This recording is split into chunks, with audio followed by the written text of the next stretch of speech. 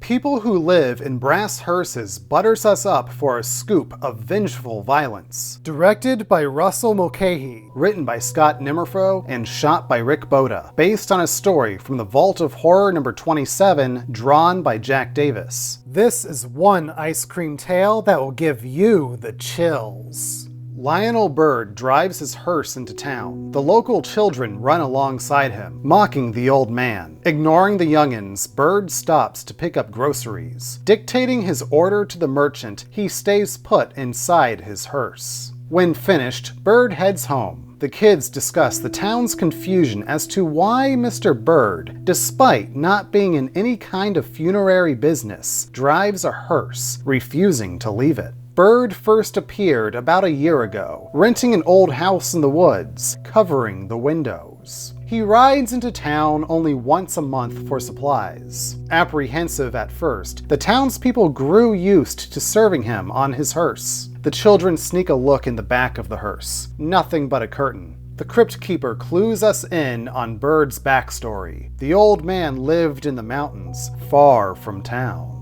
Billy, bitter over 2 years he's spent in the slammer, snacks on a stick of butter. He plans a big heist with his more simple-minded brother, Virgil. Billy has Virgil say step by step what his part is, but the younger brother has trouble remembering all the details. Virgil promises he will get it right. There is one more thing Billy wants before the big day tomorrow: ice cream. The brothers spy on Mr. Bird, the local ice cream truck driver. With his jovial personality and little hand puppet ventriloquist act, Mr. Bird is a hit with the children. All right, knock knock. Who's there? Uh-oh. I said, who's there? What's the matter, Bird? Don't you recognize one of your old vendor buddies? I used to drive a rig just like this. Of course, look a little worse for wear. See, I just spent the last 2 years of my life rotting in prison. But you should remember that.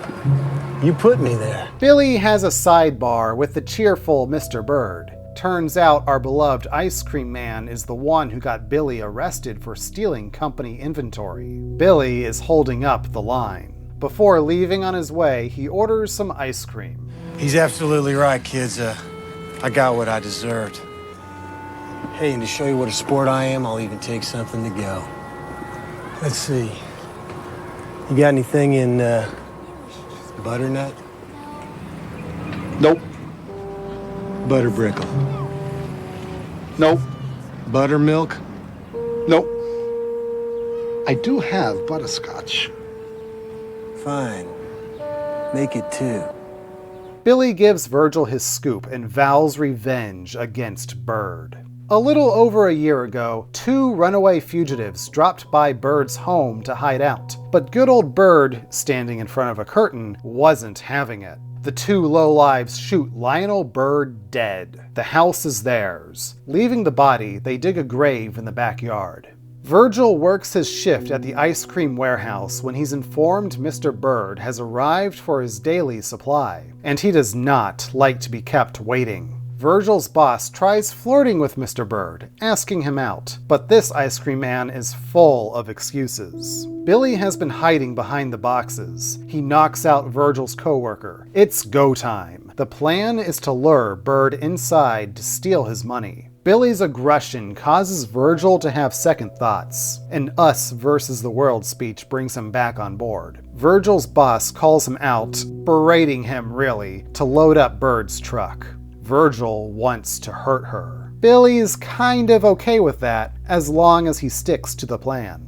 Virgil follows his boss to the back room with the safe. He's supposed to keep her there. She brushes Virgil off, not realizing he's armed. Bird grows impatient. Billy waits for the old man to exit his truck when a bloody Virgil appears. Billy demands to know what happened, but his answer comes crawling out. Billy has a mess to clean up. What a headache. Bird's impatience reaches its end. He drives away without his order. Billy's plan is ruined. On top of committing murder, things get worse. Virgil attacked his boss after she locked the safe. No way to get the money now, but they still have Bird to go after. Upon returning to Bird's cabin, we find the old man, alive, waiting with a loaded shotgun. Blood pools at the bottom of the curtain he stands in front of. But Bird is not wounded. The crooks did not kill this man. Oh no, they killed his Siamese twin. Lionel steps forward, revealing his dead brother. Lionel shows the two how it feels to be helpless. He ties them together, pushes them in the very grave they dug themselves, and buries them alive. Keeping the attached, decaying body of his brother a secret, Bird drives a hearse that he never exits while in town. The Crypt Keeper knows this tale may be hard to believe, but the truth is scarier than fiction. Billy and Virgil hit Bird where he lives. Emerging from a beaded curtain, Bird begs for his life, confessing that turning Billy in wasn't his idea. No, please, spare me. It wasn't my idea to report you. I tried to talk him out. Freeze! Enough of this crazy shit. Show him, Virg. Show him we got ways of making him talk. Right, Billy? Billy loses his temper at Virgil for messing up again. The two search the house for money. No luck, until Billy checks the freezer. He calls to Virgil. Hey, Virgil!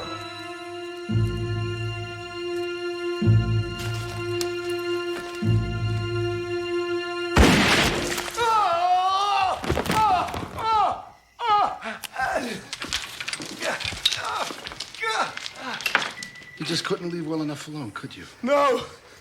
You're dead! I warned you. Virgil! Virgil! We know the twist from the comic, but this Bird brother adds some drama to the performance. It's payback time! No! No! Yes. It's sad, isn't it? I'll bet you and your brother were real close. Fuck you! Let me tell you about my brother. Well, we were close too. Until he died. In fact, we're still close. Look how close. Look what you've done! Look what you've done! I wish the show didn't cut away from Billy's death. He had it coming, and I wanted to see it. Anyway, the ice cream truck is back on the road. This new Bird isn't as popular, and he smells too. I wonder why.